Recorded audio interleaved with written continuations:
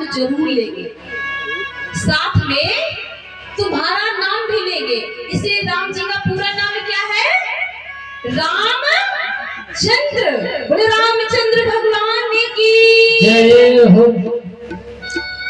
इधर क्या हुआ? चारों बालकों का नामकरण हुआ। जो आनंद सिद्ध सुख राशि, सीकर दे त्रैलोक सुपासी, सो सुख धाम राम अस नामा, अखिल लोक दायक विश्रामा। विश्व भरण पोषण कर जोई, ताकर नाम भरत अस होई। जाके सुमिरन तेरी पुनासा, नाम शत्रुघ्न वेद प्रकाशा। चारों भाइयों का नामकरण हुआ और फिर चारों भाइयों का लालन पालन हुआ। गुरु वशिष्ठ के यहाँ गए विद्या ग्रहण की, अल्पकाल विद्या संपाई। उनको क्या पढ़ना, और चारों भाई साथ में रहते हैं, साथ में विद्या ग्रहण की। लेकिन इधर क्या हुआ कि कुछ राक्षस हैं जो विश्वामित्र के यज्ञ में अड़चन उत्पन्न करते हैं। विश्वामित्र ने सोचा कि प्रभु का अवतार तो हो चुका है पृथ्वी पर, असुरों को मिटाने के लिए, भूभार मिटाने को, फिर भगवान विलंब क्यों कर रहे हैं?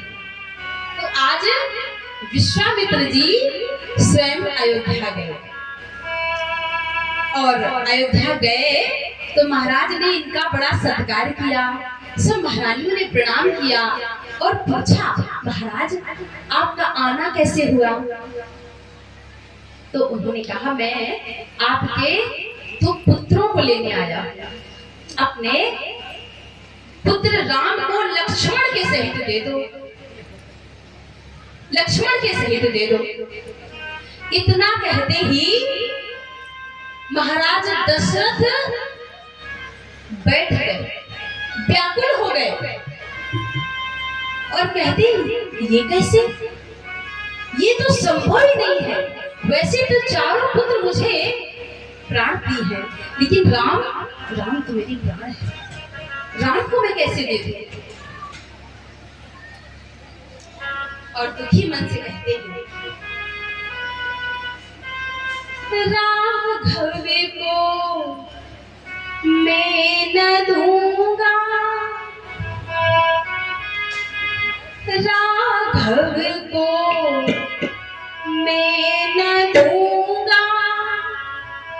मुनिनाथ मरते मरते, राघव को मैं न दूंगा।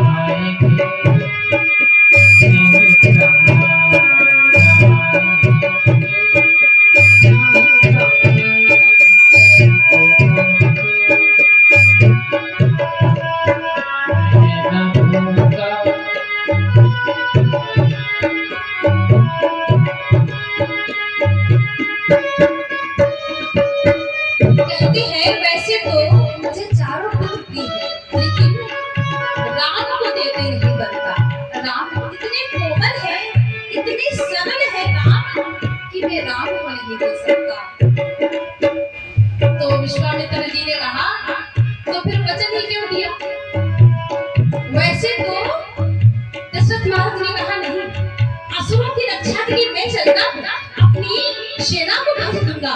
मैं राम तो कोमल है, अभी बालक है, ऐसा नहीं कर सकते। विश्वामित्र जी दुखी हुए तो गुरु वशिष्ठ आए, और वशिष्ठ जी ने बहुविध समझाया, यानी बहुत प्रकार से समझाया। कई अर्थ है कि बहुत प्रकार से समझाया, नहीं माने तो कान में कहते हैं, इधर से अकेले जाएंगे, उधर से बहू सहित आएंगे। कहते हैं उधर से जब आएंगे राम तो बहू सहित आएंगे, बहू लेके आएंगे।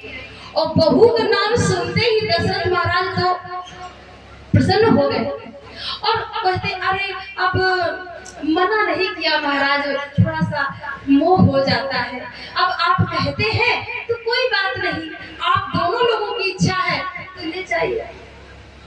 विदा कर दिया। माताओं के पास गए तो मैया कौशल्या तो आरती लेके खड़ी थी, आरती लेके खड़ी थी, क्योंकि जन्म के समय भोले बाबा आए थे। भोले बाबा कह गए थे कि जब आपके बालक बड़े हो जाएंगे ना तो आपके राम को लक्ष्मण को एक बूढ़े बाबा आएंगे दाढ़ी वाले, वो लेके जाएंगे, और जब लेके जाएंगे भैया चिंता मत करना, जब आएंगे तो बहू सहित आएंगे, बहू लेके आएंगे। तो दशरथ कौशल्या मैया ने तो ऐसे ही विदा किया जैसे बालक ब्याह करने जाता है तो मैया तिलक करती है। तो मैया वो बस प्रसन्न और जानती थी, कौशल्या मैया जानती थी कि ये प्रभु, पूरा ज्ञान था उनको। तो मैया ने आशीर्वाद दिया, लक्ष्मण जी ने भी आशीर्वाद लिया, दोनों भाई गए विश्वामित्र के साथ में, और रास्ते में भगवान ने ताड़का का उद्धार किया, मारीच और सुबाहु को दंड दिया जिसके वो अधिकारी थे। भगवान ने अहिल्या का उद्धार किया।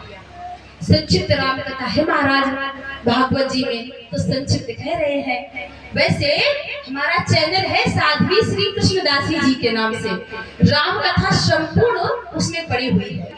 नमः पारायण प्रभु की कृपा से करने को मिलता है, राम कथा भी कहते हैं। तो राम कथा संपूर्ण यदि आपको सुननी है तो हमारे चैनल को आप लोग सब्सक्राइब कर लीजिएगा, राम कथा।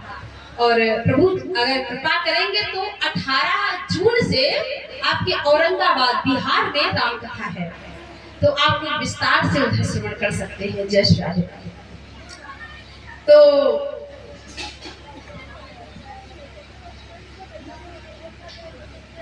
ऐसा बाण चलाया बिना फल का कि मारीच 7 योजन का सागर पारा, 7 समंदर पार जाके गिरा।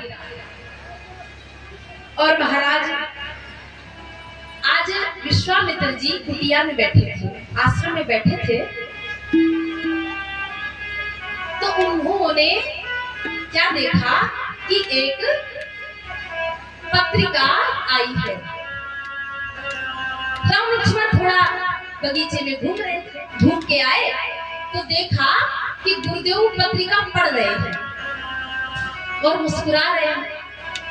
राम जी ने देखा तो वो भी मुस्कुरा गए। लक्ष्मण जी ने सोचा कोई तो बात है, पूछा गुरुदेव किसकी पत्रिका है, कहां से आई है? बोले जनकपुर में जनक महाराज की पुत्री है जानकी, उसका स्वयंवर है, तुमको भी चलना है। जवाब क्या गुरुदेव?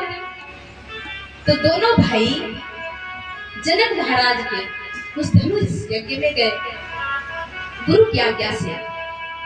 इधर गए तो जनक महाराज ने स्वागत किया। जनक महाराज की लाडली पुत्री और पुत्री है जानकी मैया, बड़ी कोमल है। क्या था, शिव जी का धनुष था इनके पास में, जिस धनुष को कई हजार हाथी के द्वारा उठाया जाता था, उस धनुष को जानकी मैया ने बाएं हाथ से उठा लिया और उठा के एक स्थान से दूसरे स्थान पर रख दिया। तो महाराज ने, जनक महाराज ने पूछा, बेटी इस धनुष को किसने उठाया और इस धनुष के नीचे गाय के गोबर का चौका किसने लगाया? तो जानकी मैया ने कहा, पिताजी मैंने उठाया, छोटी सी थी 5 वर्ष की, मैंने उठाया। जनक महाराज ने कहा, बेटी इतने बड़े धनुष को तुमने कैसे उठाया?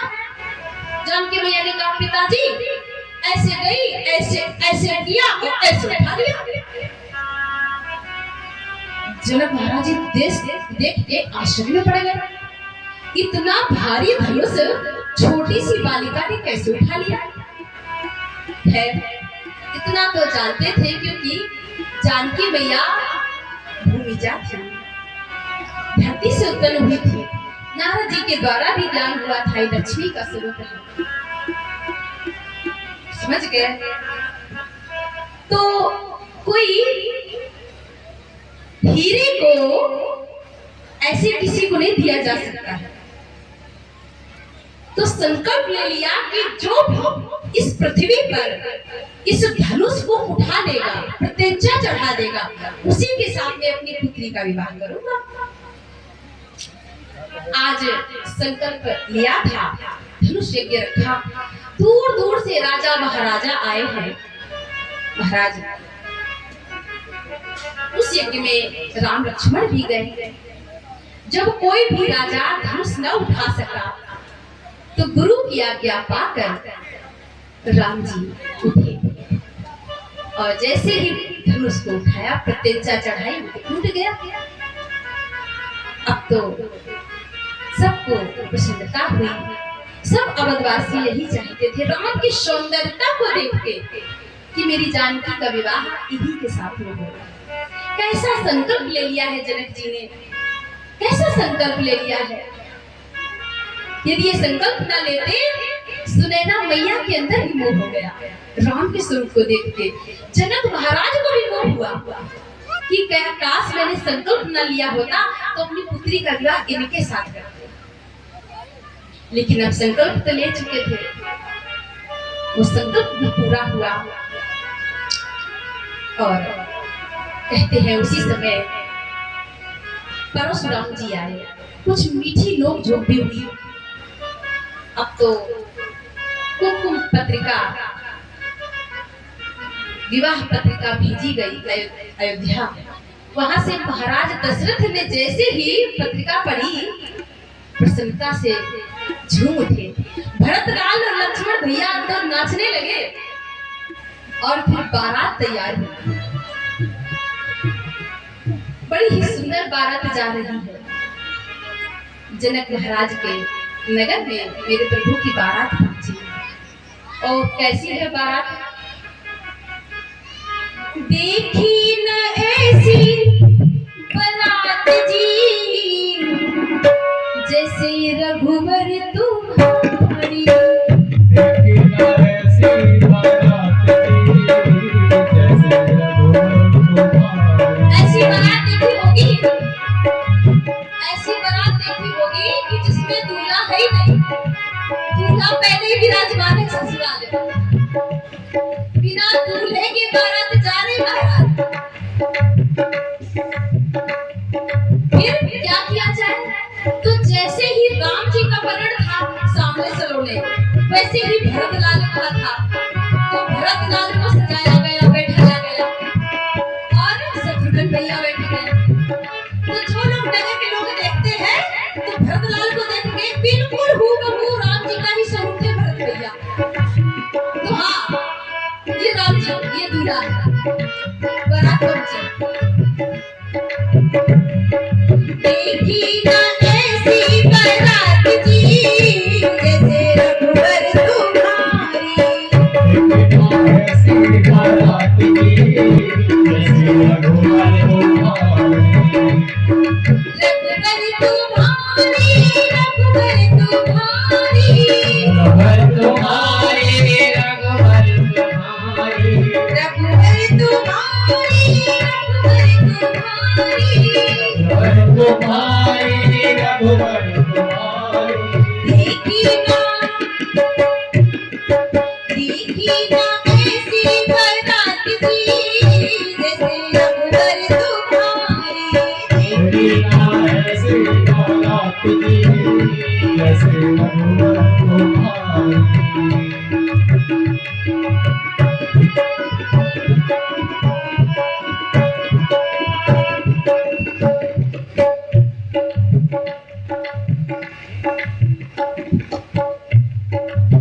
रघुवर तुम्हारी, रघुवर तुम्हारी, रघुवर तुम्हारी, रघुवर तुम्हारी, रघुवर तुम्हारी, रघुवर तुम्हारी, रघुवर तुम्हारी, रघुवर तुम्हारी। देखी ना ऐसी बारात जी जैसे रघुवर तुम्हारी।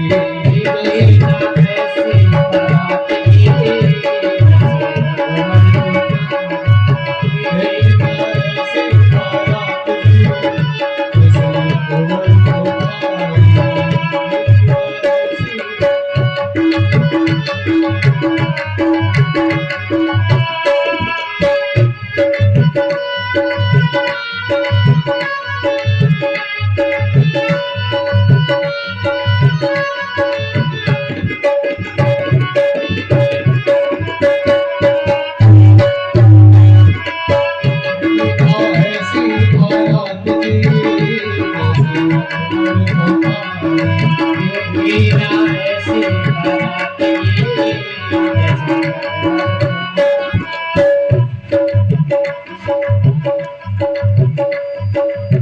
देखी ना ऐसी बारात जी जैसे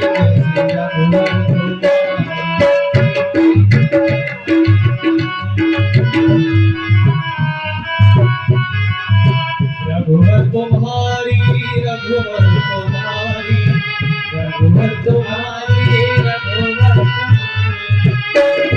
तुम्हारी रघुवर तुम्हारी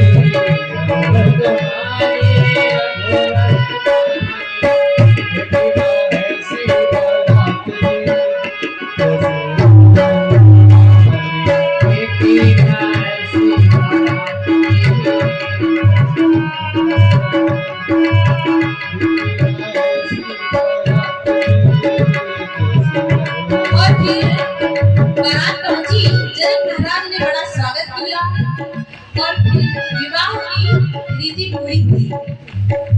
माता जानकी का विवाह प्रभु श्री राम के साथ में संपन्न हुआ। तो गुरुजनों ने कुछ विचार किया। क्या विचार किया कि इधर जनक महाराज के यहाँ पर 4 पुत्रियां हैं, उर्मिला और जानकी। जनक महाराज इनके छोटे भाई हैं, तो इनकी भी 2 पुत्रियां हैं, मांडवी और श्रुतकीर्ति। इधर ये चारों भाई हैं, तो क्यों ना इन चारों भाइयों का विवाह चारों बहनों के साथ में कर दिया जाए। तो एक ही मुहूर्त में, एक ही वेदी पर, एक ही स्थान पर चारों का विवाह संपन्न हुआ। जय रघुनंदन जनक किशोरी, सीताराम मनोहर जोड़ी। बड़ी ही सुंदर झांकी है प्रभु की। और फिर 6 महीने तक बारात होती है, ऐसा लिखा है रामचरितमानस में। 6 महीने तक बारात होगी और जब जाने की बारी आती है तो जनक महाराज रुदन करने लगते हैं, कहते हैं महाराज थोड़ा और रुक जाइए, थोड़ा और रुक जाइए। गुरुजनों ने कहा वो तो ठीक है, किंतु वहां पर अयोध्या में भी चारों राजकुमार यही हैं, महाराज भी यही हैं, मंत्री संतरी सब आ गए हैं। तो ऐसे में राज्य को, नगर को ऐसे खाली छोड़ना ठीक नहीं है। विदा कर दिया, विदा किया। जैसे ही तीनों पुत्रियों को विदा किया, जब जानकी की डोली उठने लग गई तो जनक महाराज ने अपना धैर्य खो दिया। जनक महाराज की बड़ी ही लाडली पुत्री थी जानकी। इतनी कोमल थी, इतनी कोमल थी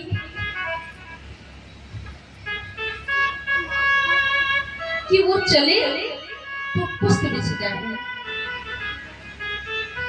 वो चले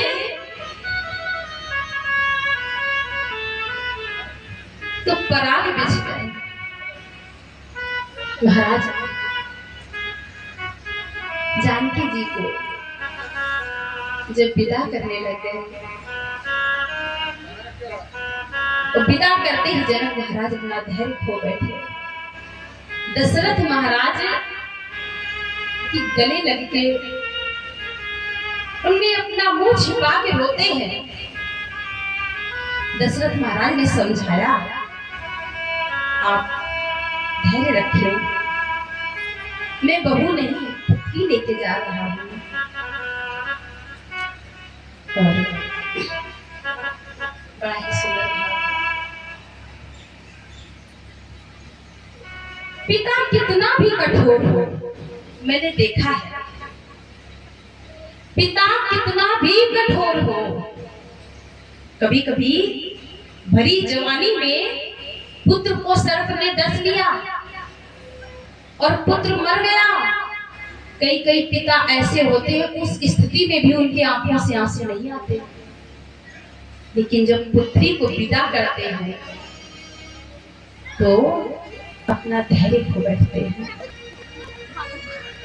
बाबुल भी रोए, बेटी भी रोए, माँ के कलेजे के टुकड़े होए। बाबुल भी रोए, बेटी भी रोए, माँ के कलेजे के टुकड़े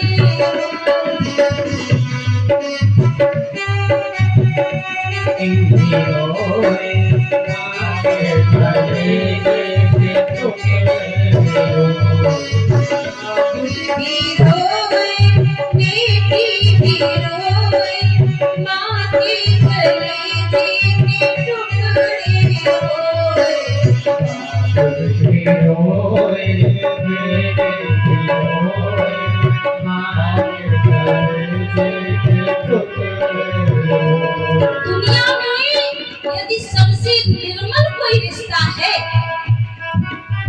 यदि कोई सबसे निर्मल रिश्ता है तो वो है पिता और पुत्री का, पिता और पुत्री का रिश्ता। कभी कभी पुत्रों से भी गलती हो भी जाती है, लेकिन पुत्रियां कभी गलती नहीं करती। अपने माता पिता की इज्जत का ख्याल जितना पुत्रियों को होता है उतना पुत्र नहीं रख पाते।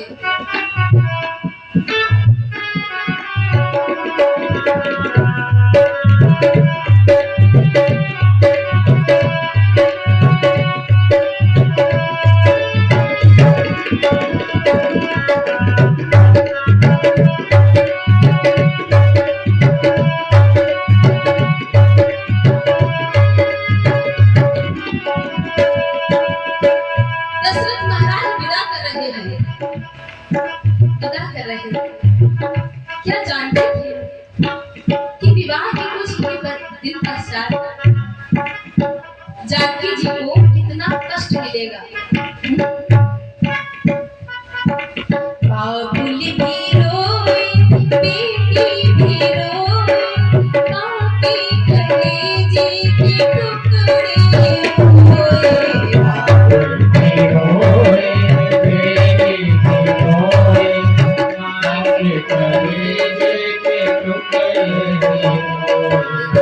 कैसी अनोखी रीत निगोरी, कोई जन्म दे कोई ले जाए। बाबुल भी रोए, बेटी भी रोए, माँ के कलेजे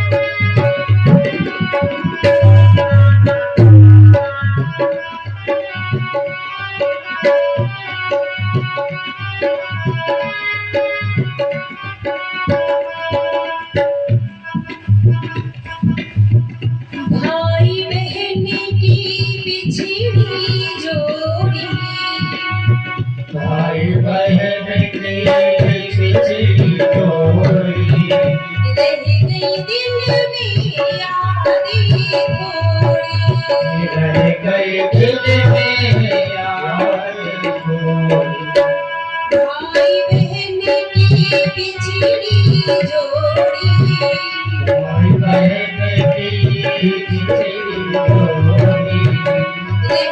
दिल में यादें थोड़ी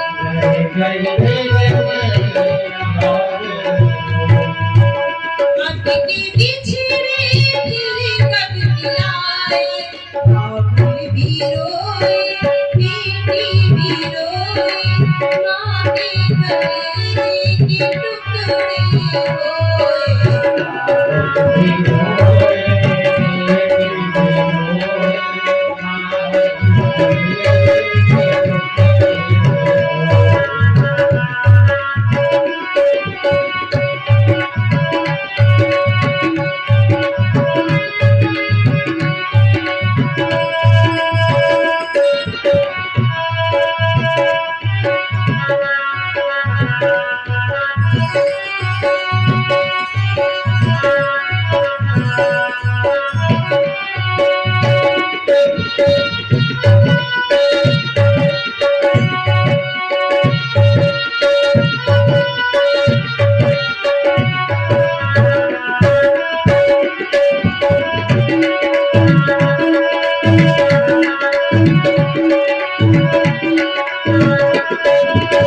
कोई भी पिता इस संसार में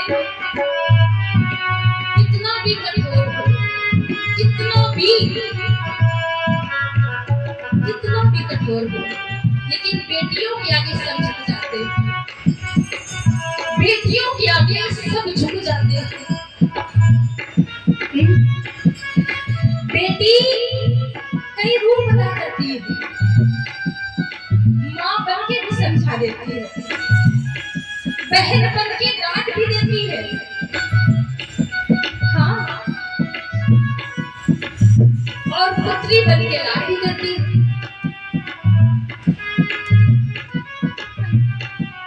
दुनिया में यदि सबसे निर्मल सबसे पवित्र रिश्ता है तो पिता और पुत्री का बेटी अपने ससुराल में कितने भी कष्ट सहे वो प्रयास यही करती है कि अपने पिता को न बताए क्यों मेरे पिता को कष्ट होगा यदि मैं अपने ससुराल की बात अपना कष्ट अपने पिता से कहूंगी तो वो दुखी होंगे इसलिए सारे दुख सारे कष्ट स्वयं सह लेती है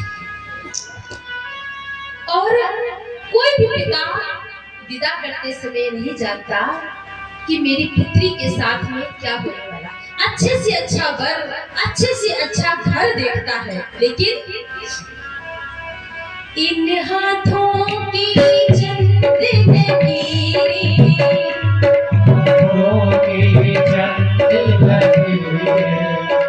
इन हाथों की चंदन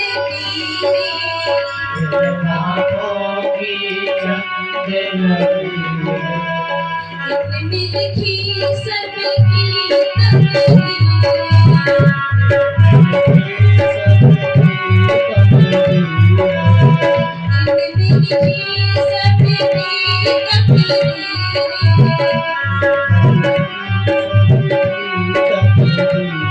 कागज हो तो फाड़ के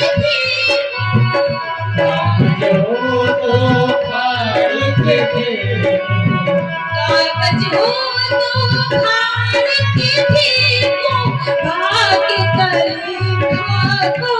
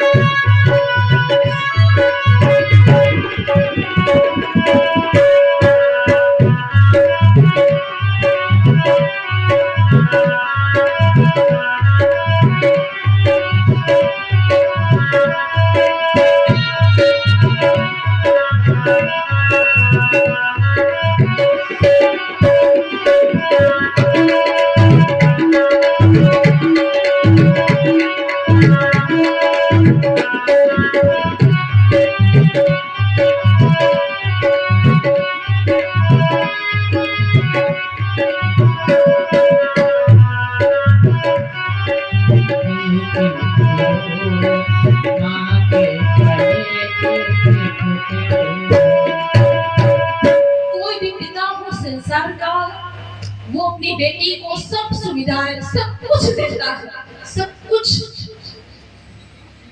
देता है। बस यही नहीं दे सकता कि दुर्भाग्य की रेखाओं को मिटा नहीं सकता। यदि पिता ये कर सकता, उसके हाथों में ये होता, तो पिता करते समय मेरी बेटी के जो दुख है, जो दुख की रेखा है, जो दुर्भाग्य का कागज है, उसे आसमान में फेंक देता। मुझे पता नहीं चला, बाकी वो सब कुछ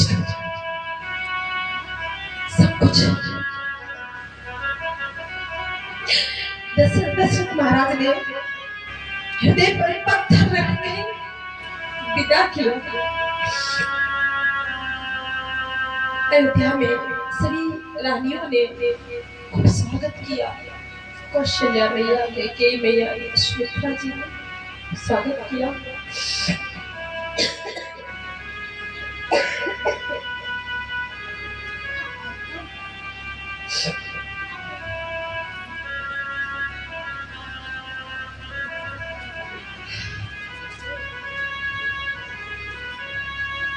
देखो,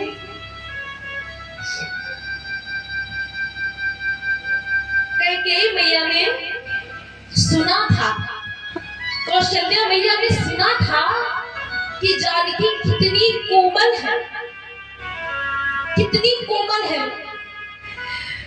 दुख की परछाई भी उन्होंने अपने जीवन में नहीं देखी, कभी नहीं। इसलिए उन्होंने कमल का पराग मंगाया था,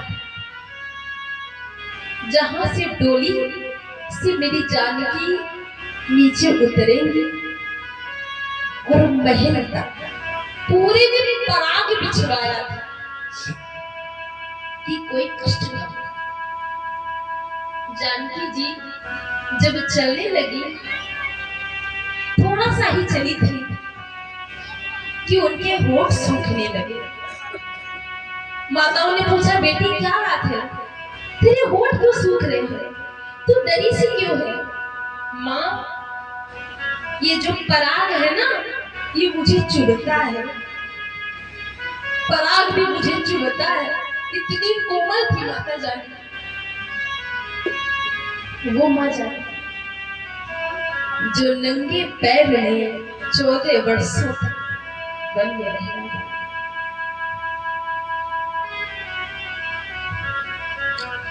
माताओं ने गोद में ले लिया और माँ, ये जो आपकी अवध की नारियां है ना, ये मुझे घूर घूर के देख रही है, जिसके कारण मेरे होठ सूख रहे हैं।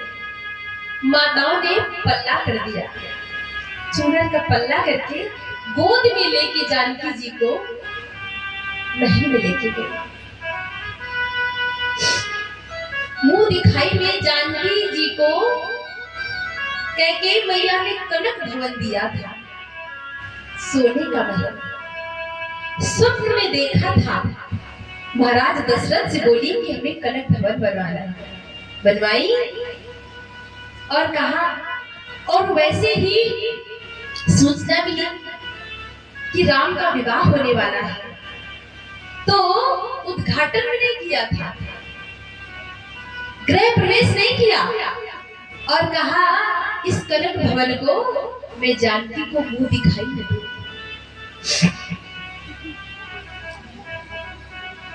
सारी रस्में हुई और राज तिलक होने वाला था राम का। रातों में, एक रात में भाग्य बदल गया। संत सरस्वती जी देवताओं की कार्य की सिद्धि के लिए मंथरा के जिभ्या में वास कर गए और कैकेयी जी के द्वारा 2 वरदान मांगे गए, जिसमें से भरत जी को राजगद्दी और राम को 14 वर्ष का वनवास। दशरथ महाराज ने जैसे ही सुना राम को 14 वर्ष का वनवास, मेरे राम ने तुम्हारा क्या बिगाड़ा है करके, तुम कहो तो हम कौशल्या, जानकी और राम को लेकर कहीं दूसरी जगह रह लेंगे। मैं भरत को राजगद्दी दे दूंगा, मगर मेरे राम ने तुम्हारा क्या बिगाड़ा है, ऐसा मत करो। किंतु कैकेयी की तो अटक प्रतिज्ञा थी और प्रभु की इच्छा से भी सब हो रहा था। भगवान 14 वर्षों के लिए वनवास गए। राम, लक्ष्मण, जानकी जी रास्ते में अवनवासियों को तमसा नदी के किनारे सोता हुआ छोड़ दिया। 6 दिन हुए थे, इसलिए 6 बार राम राम राम 6 बार कहा। राम राम कही राम, कही राम, राम कही राम। राम राम कहते हुए दशरथ महाराज ने अपने शरीर को त्याग दिया। सुमंत मणि ने सुमंत जी ने जैसे ही संभालने का प्रयास भी किया, किंतु देख नहीं सुनी। श्रवण कुमार के माता पिता के श्राद्ध को याद दिलाते हुए अपने प्राणों को त्यागा। इधर भगवान आगे बढ़े, सब संत महात्माओं को दर्शन देते हुए, तीर्थों का दर्शन करते हुए चित्रकूट गए। भरतलाल आए, भरतलाल को सूचना दी गई तो भरतलाल ने भी संकल्प ले लिया। कुछ माता को भी अपशब्द बोले गए, कैकेयी माँ को, कैकेयी कौशल्या मैया ने समझाया। समस्त अवधवासी राघव को लेने चित्रकूट गए, लेकिन प्रभु नहीं आए। पिता के वचन के लिए पादुकाएं दे दी।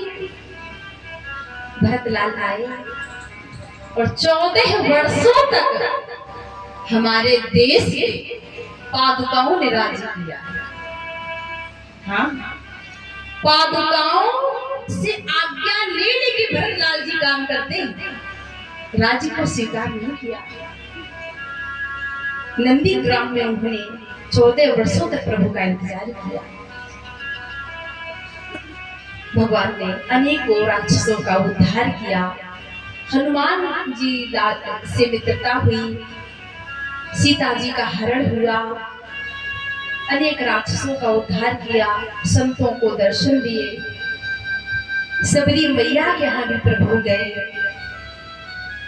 और फिर सुग्रीव जी से मित्रता हुई, हनुमान जी से मित्रता हुई, बाली का उद्धार हुआ। अनेकों कथाएं हैं राम कथा में। वानर और भालुओं के सहयोग से भगवान ने समुद्र पर पुल बनाया, क्योंकि हनुमान जी ने सूचना जाकर दे दी थी कि माता जानकी अशोक वाटिका में है, रावण लेके गया है।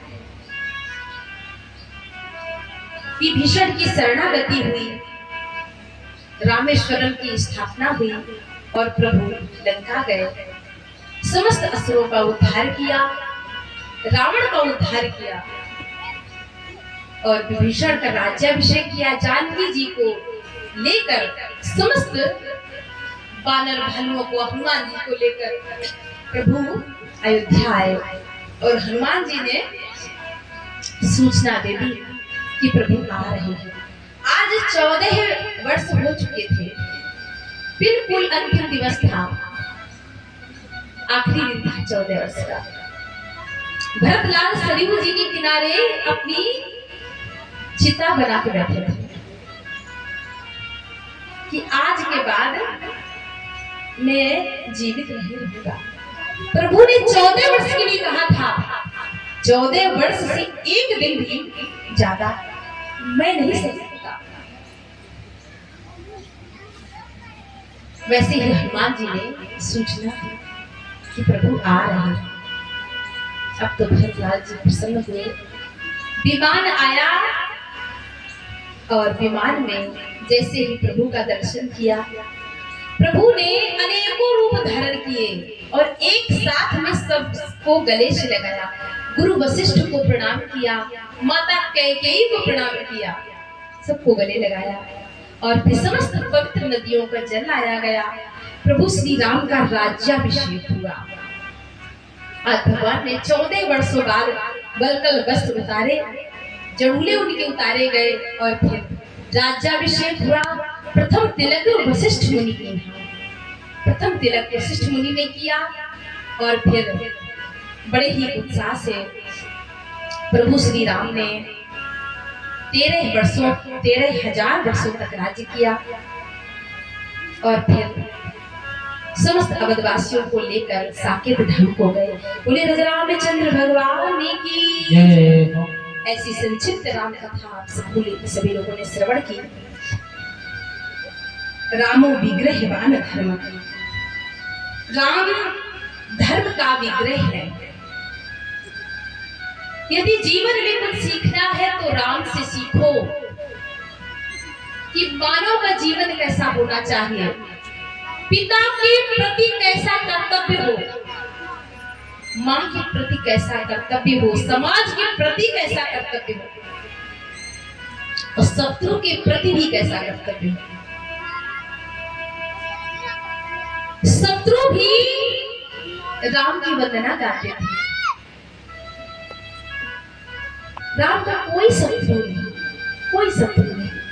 रावण तो जानता था कि प्रभु है और इन्हीं के द्वारा मेरा उद्धार होगा, इसलिए बिना वजह शत्रुता करेंगे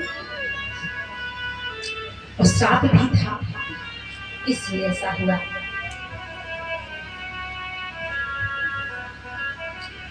ऐसे है मेरे राम, ऐसे है मेरे राम।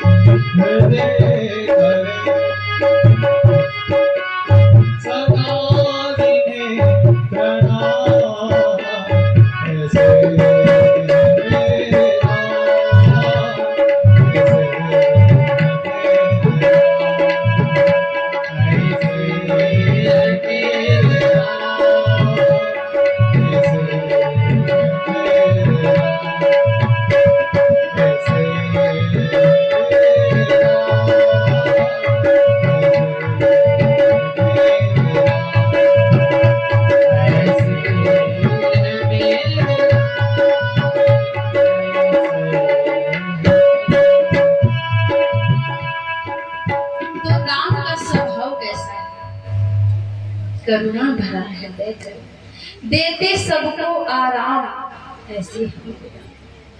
आगे सुखदेव जी ने चंद्रवंश का वर्णन किया है।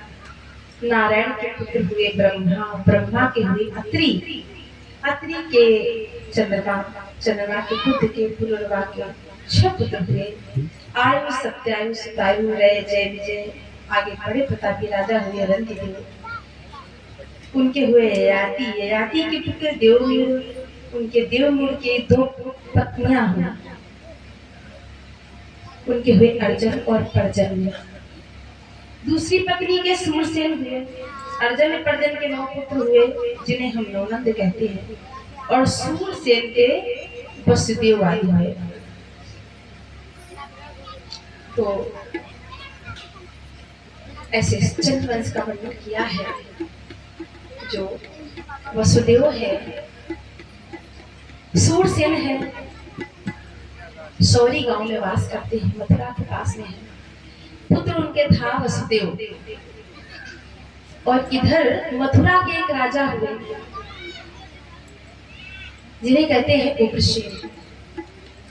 उनकी पत्नी गर्भवती थी, एक वन में विचरण कर रही थी। एक द्रुमिल नाम के राक्षस की छाया उन पर पड़ी, जिसके कारण उनका पुत्र दुष्ट हो गया। ब्राह्मणों ने कहा तो उस पुत्र को लता पताओं में लपेट के यमुना जी में प्रवाहित कर दिया। इधर सूरसेन जी यमुना जी में स्नान कर रहे थे। बालक को देखा तो गोद में लेकर घर आ गया और कहा, देवी, एक तो बालक पहले से था, दूसरा यमुना मैया के पास मिला है। लालन पालन हुआ कि तो नारद जी के द्वारा पता चला कि ये तो मथुरा के राजा का पुत्र है। जिसे कंस को पता चला तो वन में गया, तपस्या की, बड़ी भारी राक्षसों की सेना को एकत्र किया। अघासुर, बकासुर, तृणावर्त, पूतना, और मथुरा पर आक्रमण कर दिया। पूरी ब्रजमंडल में त्राहि त्राहि मच गई, हाहाकार मच गया। सबने सूचना दी, महाराज कंस आ गया, कंस आ गया। उग्रसेन ने कहा, कंस तुम आ गए बेटा, कोई बात नहीं, तुम आए, तुम्हारा ही घर है, किंतु तुमने संतों का अपराध क्यों किया, वैष्णव का अपराध क्यों किया, चलो इसे क्षमा मांगो। कंस ने कहा, क्षमा नहीं मांगते। हाथ पकड़ा और जेल में बंद कर दिया। चाचा जी ने रोकने का प्रयास किया, हाथ पकड़ा और जेल में बंद कर दिया, डबल डराया और बंद कर दिया। इधर पूरी मथुरा नगरी में अपना मंत्री, अपना संतरी, अपना सब कुछ। महाराज पूरी ब्रजमंडल में त्राहि त्राहि मच गया। कोई यज्ञ नहीं, कोई तप नहीं, कोई जप नहीं। यज्ञ करना है तो करो कंसाय स्वाहा, मेरे नाम का जप करो। राम नाम कोई नहीं लेगा, कृष्ण नाम कोई नहीं लेगा। महाराज इधर वसुदेव का विवाह हो चुका था। इनकी 6 पत्नियां थीं। देवक महाराज की 7 पुत्रियां हैं, उनमें से 6 पुत्रियों का विवाह उन्होंने वसुदेव से किया था। वसुदेव जी बड़े विद्वान थे और संस्कारी थे, शांत स्वभाव के थे। पहले हमारे सनातन धर्म में राजाओं को ये अनुमति थी बहु विवाह करने की, कि पुत्र प्राप्ति हेतु वो कई विवाह कर सकते हैं। पुत्र नहीं था इसलिए विवाह करते गए। 6 पत्नियां थी, पुत्र तो हुआ नहीं। तो कंस ने देवकी की ओर देखा। 7वीं पुत्री है देवक महाराज की, उनका नाम है देवकी। बड़ी ही सुशील है, कोमल है। देखा और बड़ा प्रेम करता था देवकी से। कहता है, ये देवकी है ना, बड़ी लाडली बहन है मेरी, मैं इसका विवाह बड़ी धूमधाम से करूंगा और अपने ही मित्र वसुदेव से करूंगा। बड़ी ही धूमधाम से विवाह किया, बहुत सारा धन दिया, दहेज दिया। देवक महाराज को भी जेल से छोड़ दिया, कन्यादान कर लो। कन्यादान किया। जब विवाह हुआ और विदा करने के लिए स्वयं जा रहा है, रथ हाँक के ले जा रहे थे महाराज,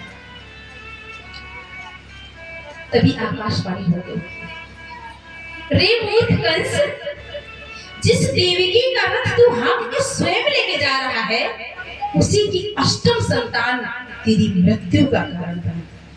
लो थोड़ी देर रुक जाते देवता, मगर बोले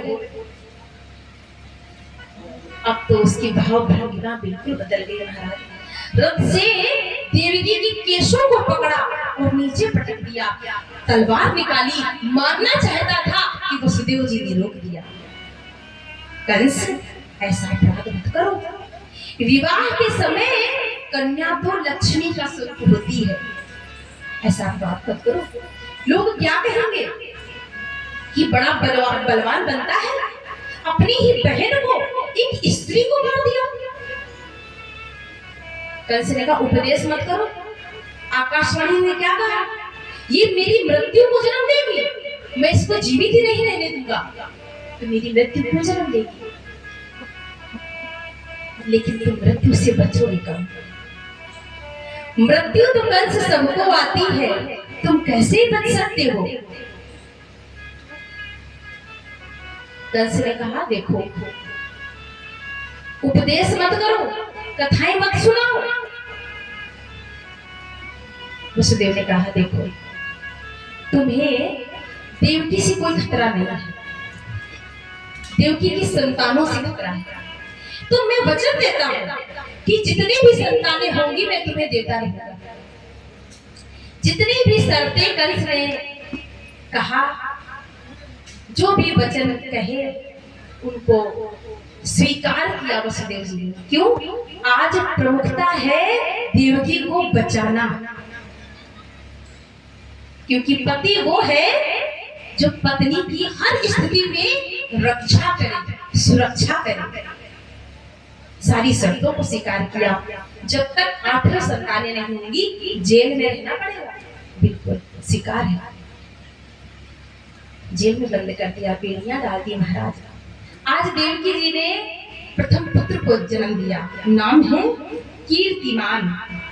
कीर्तिमंतम प्रथम जम कंसायान दुंदुभि अर्पयामास प्रच्छेद सोलतादति विहला।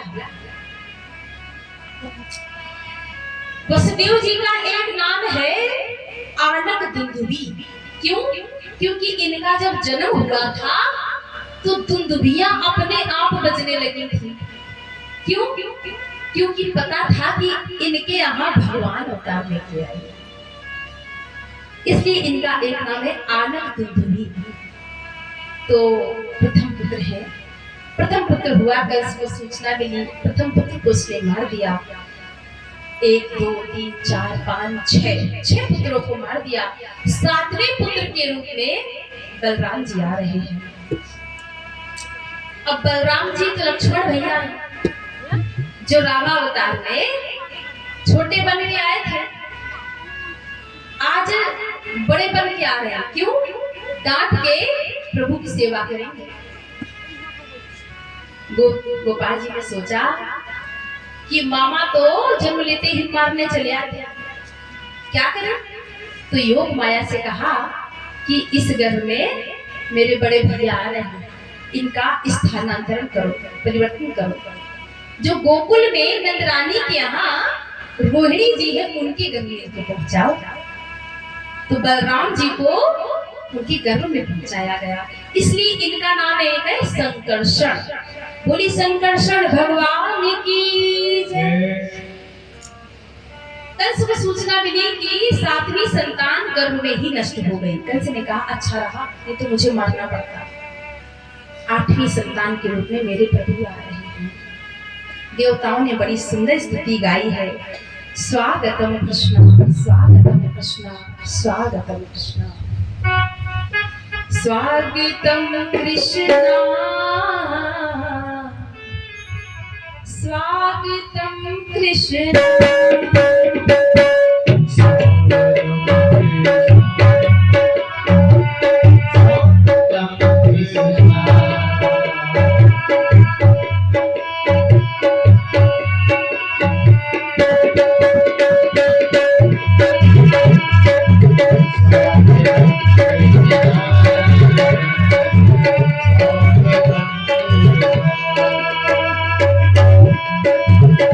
Thank you.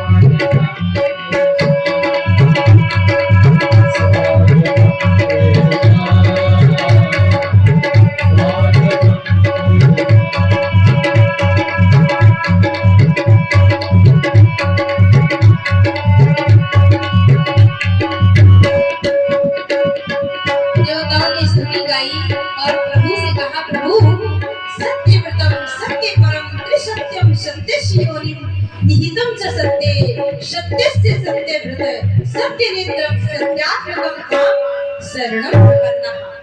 सत्य सत्य करके भगवान को स्मरण कराए प्रभु। भूल मत जाना कि आपका अवतार किस लिए हो रहा है। कहीं मामा समझ के आप कंस को छोड़ मत देना कि मामा है कोई बात नहीं छोड़ दो।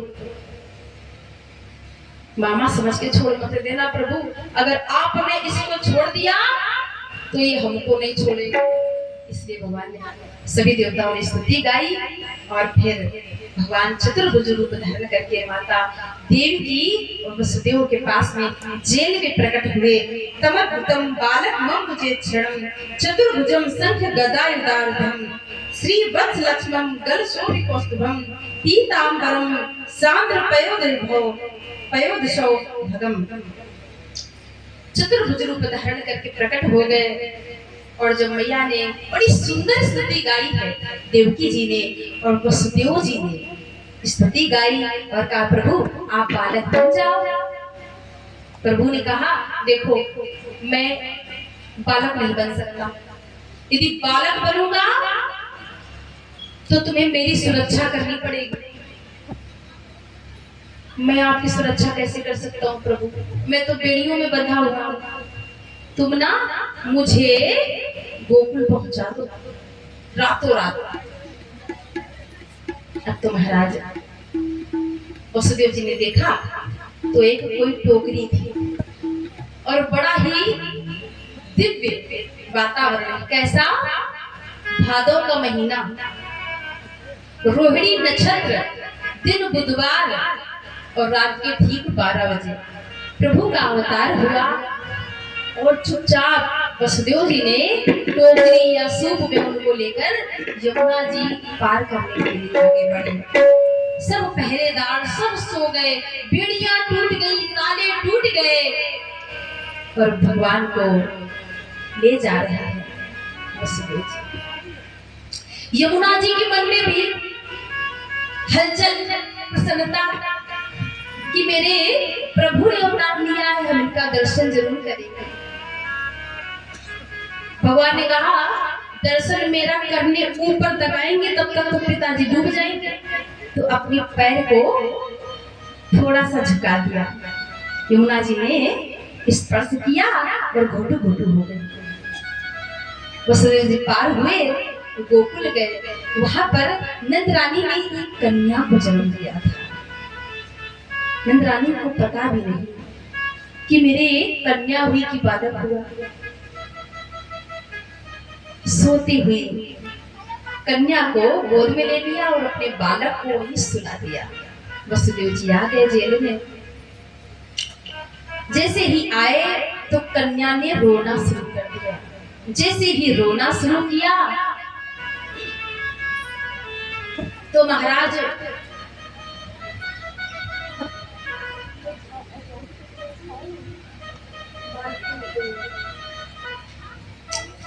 रोना शुरू किया तो सब पहरेदार जाग गए, सब जाग गए और शोर करने लगे। 8वीं संतान ने जन्म ले लिया, अष्टम संतान ने जन्म ले लिया। कंस को सूचना मिली, दौड़ता हुआ भागता हुआ आया कि मेरे काल ने जन्म लिया है। जैसे ही देखा तो कन्या थी। एक बार उसको दया आ गई, कन्या को मैं नहीं मार सकता, इतना भी निर्दयी मैं नहीं हूं कि कन्या को मार दूं। तो किसी ने कान में कह दिया कि यदि आप कन्या समझ के छोड़ देंगे तो इसकी जो संतान होगी वो तुमको मारेगी। दुष्टों को भी समाज में कमी नहीं महाराज, उस समय भी कमी नहीं थी, आज तो कलयुग है। तो कान में कह दिया, आप सबको पता है, ये सबको पता है कि आप कितने करुणावान हैं, आप दयालु है ना, इसलिए वो नारायण कन्या बन के आया है। इसको यदि आपने छोड़ दिया तो इसकी जो संतान होगी, इसका बालक होगा, वो तुमको मारेगा। तो महाराज आओ देखा न ताओ, और कन्या को छीन लिया। देवकी वसुदेव चरणों में गिर गए, भैया ये तो कन्या है, बालिका है, इसने क्या बिगाड़ा, इसको तो छोड़ दो, मैं इसी के सहारे अपना जीवन जी लूंगी। लेकिन इसने तो हाथ से छीना और जैसे ही पत्थर पे पटकने का प्रयास किया, वो कन्या तो हाथ से फिसल के और कंस के मत्थे पर प्रहार करके अनंत आकाश में चली गई और आकाशवाणी कर दी, रे मूर्ख कंस, मुझे मारने वाला तू कौन होता है? मुझे मारने से तुझे क्या, तुझे मारने वाला तो ब्रजमंडल में जन्म भी ले चुका है।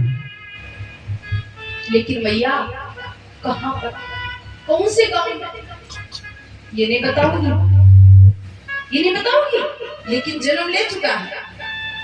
बोली विंध्यवासिनी मैया की जय हो। वही विंध्यवासिनी मैया आज भी विराजमान है। तो महाराज कंस ने बड़ी सुंदर स्तुति गाई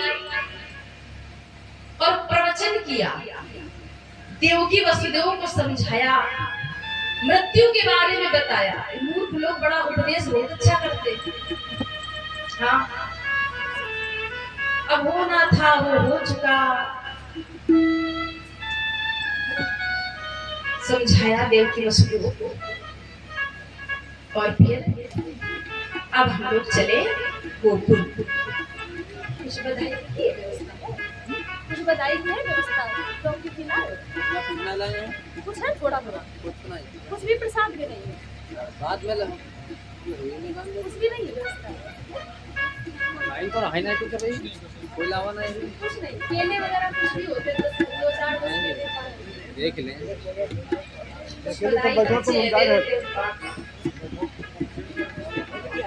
तो अब हम लोग चले, मानसिक रूप से सब लोग चलो गोकुल, अपने दिमाग को स्थगित करो और चलो हमारे साथ गोकुल। तो नंद रानी 75 वर्ष की हो गई थी, कोई संतान हुई नहीं थी। बाबा थे 70 वर्ष के, 5 वर्ष छोटे थे नंद रानी से, लेकिन लाला या लाली तो ही नहीं। ब्राह्मणों ने अनुष्ठान किया, अब तो लगने लग गया कि नंद रानी के यहाँ लाला या लाली होगी। आज नंद बाबा अपने गौशाला में थे। नंद बाबा के यहाँ 9 लाख गायें थी। कितनी? 9 लाख। 9 लाख गायों का की सेवा करते थे बाबा। अनेक दास दासियां थी। नंद बाबा गौशाला में है, लोग सेवा कर रहे हैं। इधर नंदा और सुनंदा 2 बहनें हैं नंद बाबा की।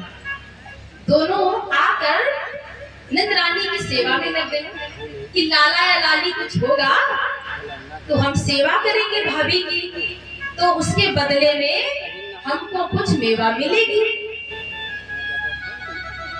नंदों का अधिकार भी होता है। तो आज लगने लगा कि नंदरानी के यहाँ कुछ होगा। आज तो भाभी बड़ी देर हो गई, उठी नहीं। नंदा ने देखा खिड़की से कि भाभी के बगल में कोई छोटा सा बालक या बालिका कुछ लेटा है, चीनी सी चदरिया ओढ़ के। नंदा सुनंदा भागती हुई गई और जैसे ही चदरिया हटाने वाली थी, फिर सोचती है ये नहीं, अभी नहीं हटाती, यदि लाला न हो के लाली हो गई तो। हे प्रभु, हे नारायण, कृपा करो इस बार लाला हो जाए, फिर चाहे कितनी भी लालियां हो जाए मेरे भैया के। और 21 बार हरि शरणम का जप किया।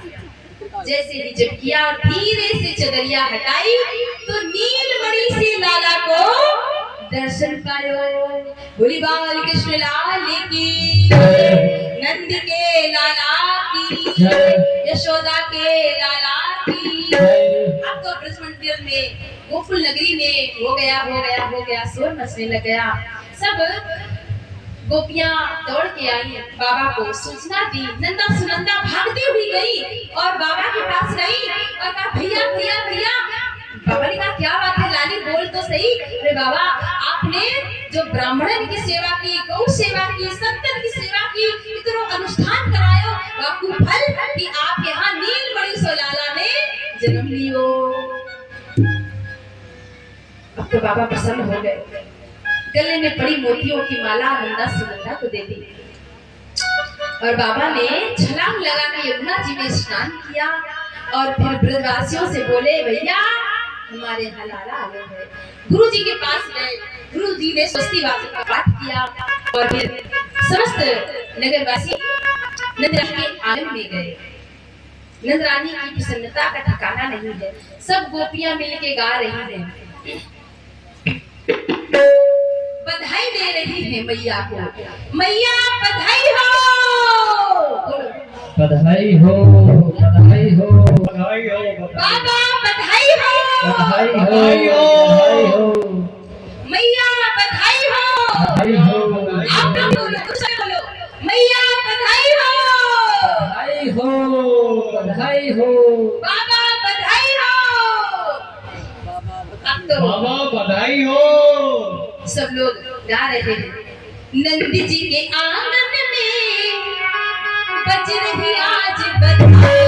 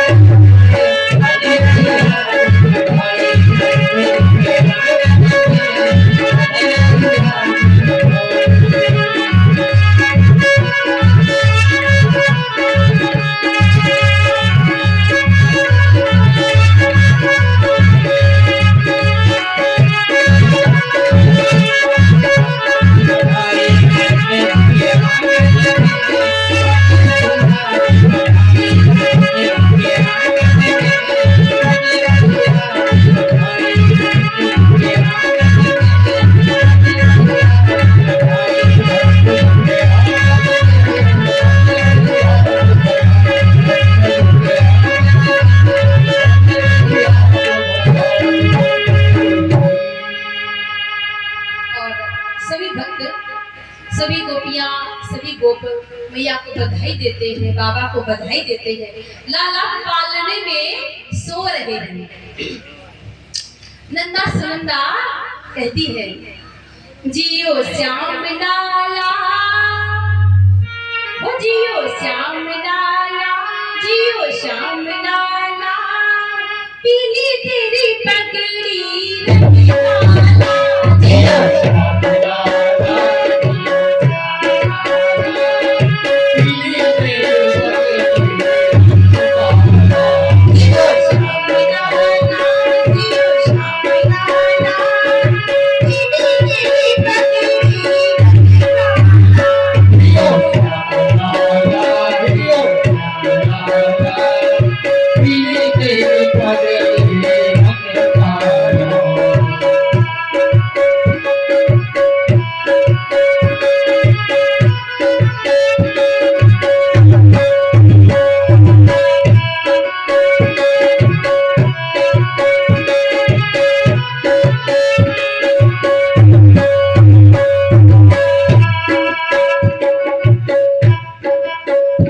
मथुरा से आए नंदलाला, मथुरा से आए नंदलाला, मथुरा से आए नंदलाला, मथुरा से आए नंदलाला, रज गोपियों संग पड़ गयो काला, रज गोपियों संग पड़ गयो काला, रज गोपियों संग पड़ गयो काला, रज गोपियों संग पड़ गयो काला।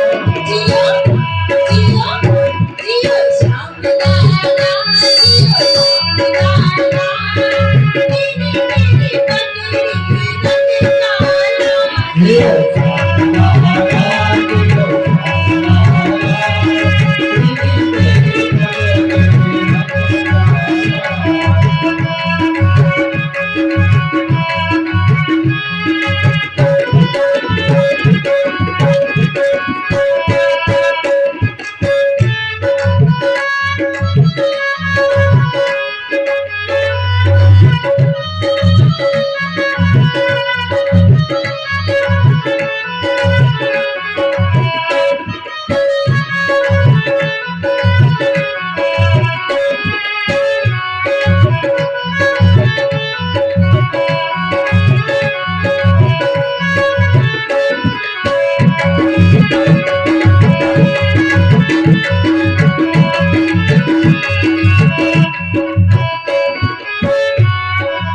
नन्ना सुनंदा लाला को पलना चलाती है और बरसाने से टीका आया है। बरसाने की गोपियां टीका लेके आई है। कीर्ति मैया बसधारू जी अपनी लाडली राधा रानी के साथ में आए हैं। मदिरो मेरे कान्हा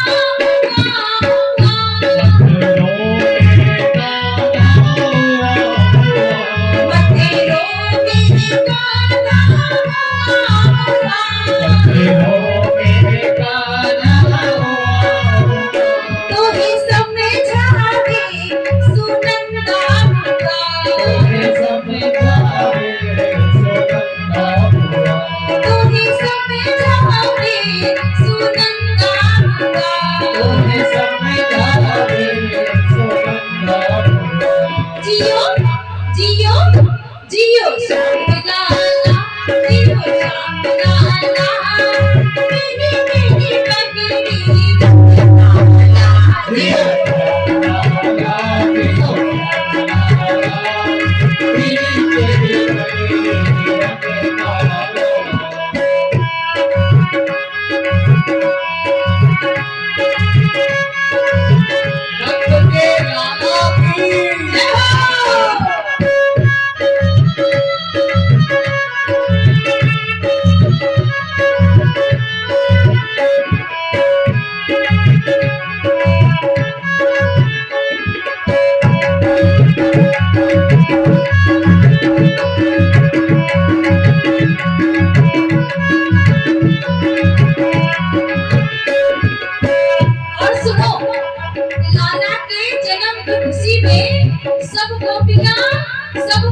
मिठाई बन गए, यहाँ सब मिठाई बन गए। कैसी मिठाई? यहाँ खीर जलेबी लड्डू पुआ, यहाँ खीर जलेबी लड्डू पुआ, यहाँ खीर जलेबी लड्डू पुआ, यहाँ खीर जलेबी लड्डू पुआ। आज जसुमती घर आनंद हुआ, आज जसुमती घर आनंद हुआ, आज जसुमती घर आनंद हुआ। आज जसुमती घर आनंद हुआ। जियो जियो जियो श्याम लाला, जियो लाला लाला, तेरी पगड़ी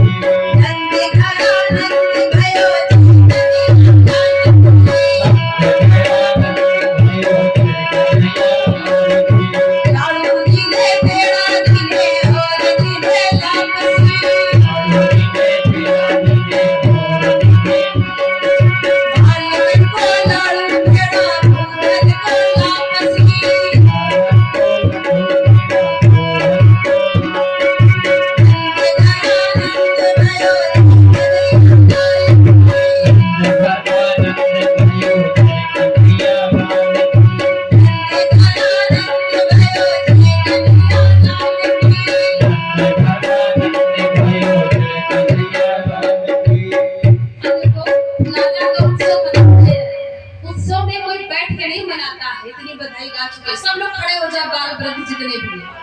अपने अपने स्थान पे खड़े हो जाओ, सब लोग जल्दी खड़े हो जाओ। काहे की शर्म, दरबार में खड़े हैं और सब लोग झूमते हुए अपने अपने स्थान पर जैसा भी। नंद घर आनंद भयो, जय कन्हैया लाल की। नंद घर आनंद भयो, नंद घर आनंद भयो, जय कन्हैया लाल की। नंद घर आनंद भयो, जय कन्हैया लाल की। जय कन्हैया लाल की, जय यशोदा लाल की। जय कन्हैया लाल की जय, जय यशोदा लाल की। जय कन्हैया लाल की, जय यशोदा लाल की। जय कन्हैया लाल की जय, जय यशोदा लाल की। नगर आनंद भयो, जय कन्हैया लाल की। आज बाल कृष्ण लाल के जन्मोत्सव पे जो नहीं नृत्य करेगा तो कसम खा के जाओ, आज के बाद में कोई नृत्य करना नहीं। अगर नृत्य करना है तो दरबार में खड़े हो जाओ। आ जाओ जल्दी सबके सब। नंद घर आनंद भयो, जय कन्हैया लाल की। नंद घर आनंद भयो, जय कन्हैया लाल की। नंद घर आनंद भयो, जय कन्हैया लाल की। नंद घर आनंद भयो, जय कन्हैया लाल की। जय कन्हैया लाल की, जय यशोदा लाल की। जय कन्हैया लाल की जय, नंद घर आनंद भयो, जय कन्हैया लाल की। नंद घर आनंद भयो, जय कन्हैया लाल की। जय कन्हैया लाल की, जय यशोदा लाल की।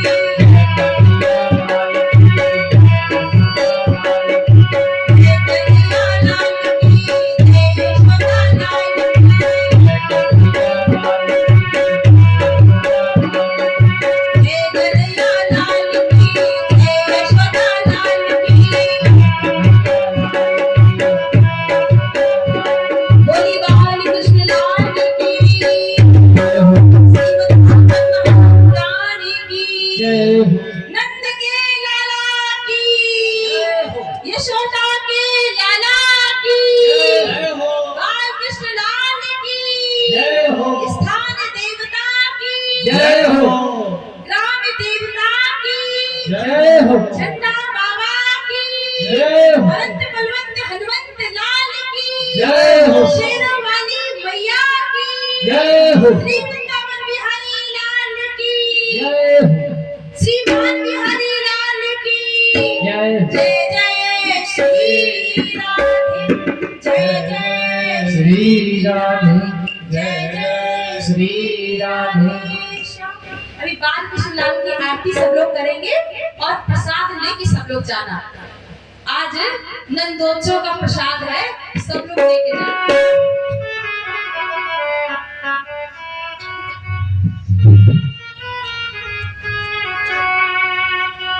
आरती पाले जस की जय।